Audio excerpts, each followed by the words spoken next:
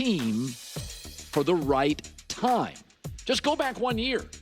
Joe Mazzulla, the head coach, was young, looked like he was completely over his skis, got worked by Eric Spoelstra in the playoffs.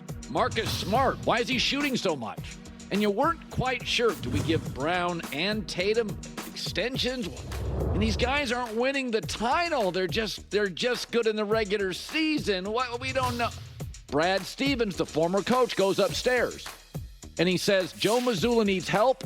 He put really good guys on the staff. He said, you know what? We're a little bit too much Tatum dependent. Let's bring in Porzingis, Drew Holiday. Other scores, take the pressure off. Let's give Jaylen Brown an extension, make one of our stars very happy, know he's long-term guy. All of it equaled right team, right time. Their identity became more team over Tatum, collaborative basketball, very, very bizarrely deep roster in a time it's hard to do what they're doing. It is a cliche, but the Celtics became the ultimate we over me. It's nothing against Jason Tatum. He is an elegant talent. But year after year after year, we kept looking at him to provide the moment. And Brad Stevens, the guy upstairs who had coached him, recognized, let's put less pressure on him and provide more offensive artillery and let others flourish. I don't know if this is a great Celtic team. Everything worked. Who knows with the future? Porzingis' health, he's going into surgery, cross your fingers. Al Horford, Drew Holiday getting older. Will they be able to work a deal for Derek White? But right now, they deserve credit. Tomorrow, the knockout rounds at the Euros begin at noon Eastern on FS1 as Switzerland takes on Italy, then hosts Germany battle Denmark at 3 p.m. on Fox. I will go Italy and Germany in those two games. Euros are going to be phenomenal this weekend. Obviously, circle Monday on your calendar for USA, Uruguay. Holy hell, that's a big one. All right, let's go quickly to the NBA.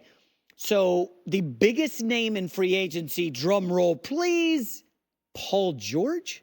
But is he even going to hit free agency? So the Paperclips, we've gone through their saga. They had Kawhi Leonard. He was going to be free agent, and they said, we're not giving you the max. We'll give you a little less than the max. Kawhi quickly gave up his John Hancock signature.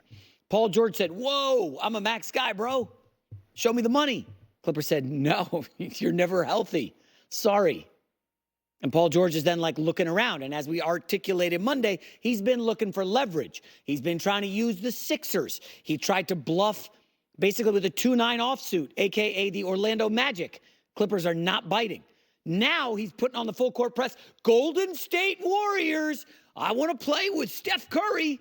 That's the new thing. Paul George is emptying the chamber with options so that the Clippers show him the money. This is where it gets interesting. Let's say Paul George stays with the Clippers. He just capitulates and says, I love L.A. Well, we're going to be healthy. We're going to win a chip. We're taking down Bron and Bronny. This is our city. We got the new stadium, blah, blah. It's not their city. It never will be. You get the point.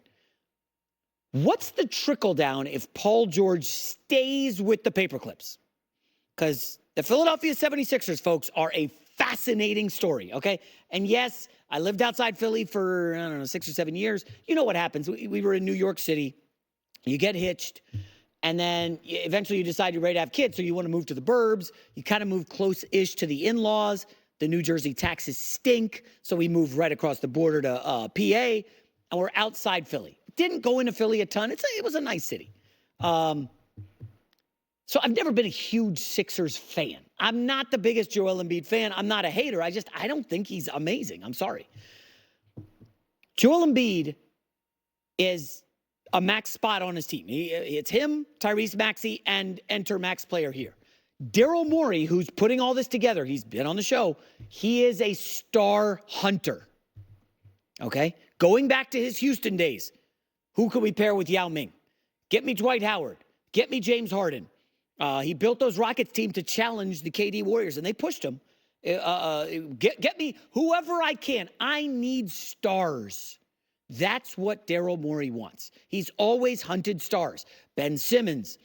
They got Joel Embiid. They one time, they had Jimmy Butler end up losing. Morey likes stars. what if there's no stars to get in free agency because Paul George stays with the Clippers? What's plan B?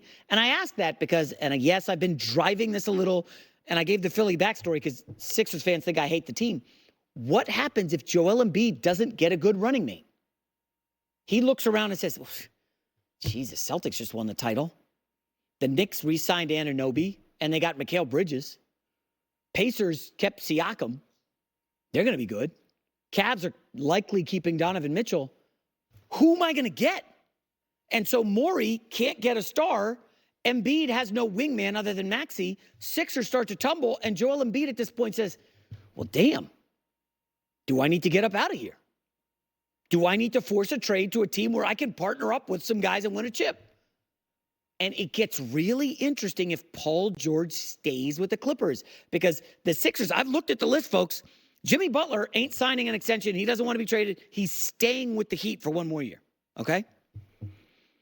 Malik Monk is staying in Sacramento. I don't know that he moves the needle for the Sixers, but he ain't going. So now you're looking at like the second-tier guys. Okay, can we get DeMar DeRozan, KCP, Klay Thompson? Does that do anything? I don't think so. And now, all of a sudden, you start to go down the list of guys and, oh, geez, the phone lines in Philadelphia are lighting up. What's the plan, Morey? What are we doing? And then you get an unhappy Joel Embiid. And I'm just saying, this Paul George situation, really the trickle down around the league. Like if the Warriors don't get Paul George, well, can they keep Klay? Or what if they get Paul George? Where does Klay go? And does Klay go to the Lakers for less money to really stick it to Golden State? Does he say, fine, I'll go to Philadelphia across the country? I don't see that.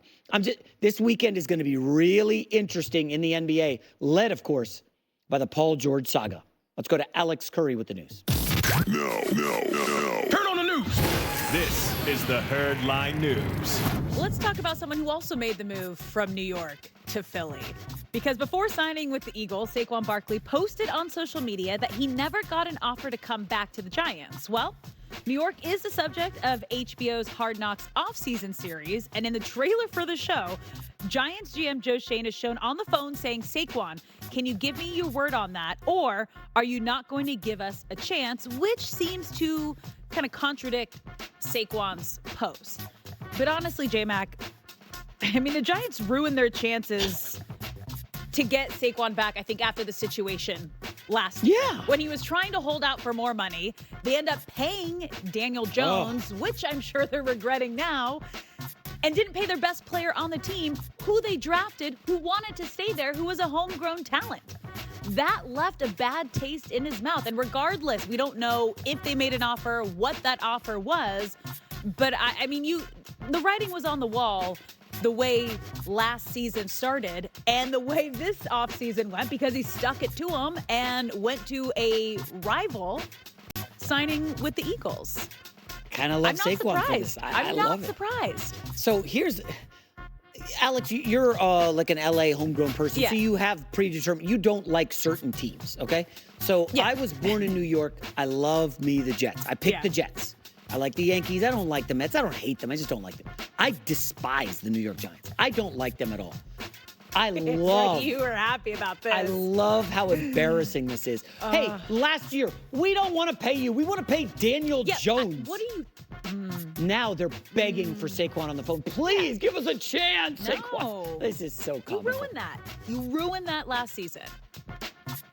I just love it. I'm going to be rooting a little extra for the Eagles this year, especially. I hope they put it on the Giants. Saquon goes for like 250 yards, rushing and receiving. You know he's got the date circled on the calendar. Oh, yeah. Oh, man. That's the big one. I bet you he gets a standing ovation in New York. He should. I'm just telling you, Giants are a disaster right now, and I'm loving every minute of it. Yeah. Well, let's move to LA, where Justin Herbert and the Chargers will have to work with some new weapons this season after they got rid of Keenan Allen, Mike Williams, as well as letting Austin Eckler and tight end Everett walk. Joshua Palmer is still in LA, and he said things are definitely different without the team's former top weapons. I mean, it is a completely different offense for the Chargers this season. They lost 4 of their 5 top guys, J-Mac.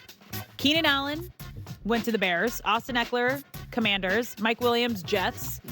Everett went to the Bears. I mean, they did draft the wide receiver lad from Georgia. Yeah.